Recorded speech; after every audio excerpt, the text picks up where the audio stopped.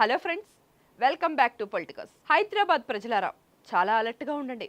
మనకు దాహం వేస్తే క్షణాల్లో బాటిల్ కొనుక్కుని తాగుతాం. కానీ హైదరాబాద్ యావత్ దాహం తీర్చే జలాశయాలకే ఇప్పుడు దాహం వేస్తోంది. అవును, మీరు విన్నది నిజమే. తాగునీటి సరఫరా ఇప్పుడు క్లైమాక్స్ దిశకు చేరుకుంది.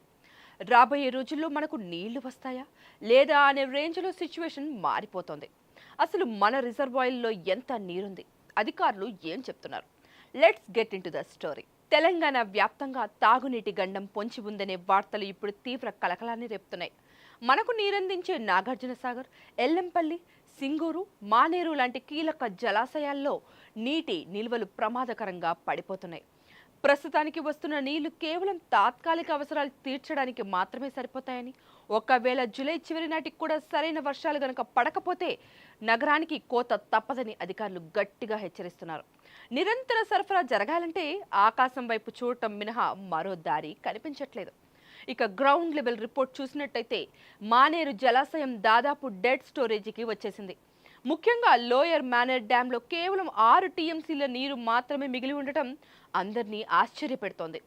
దీనికి తోడు మిడ్ మానేరు, అప్పర్ మానేరుతో పాటు ఎల్లంపల్లిలో కూడా నీటి నిల్వలు చూస్తుండగానే కరిగిపోతున్నాయి.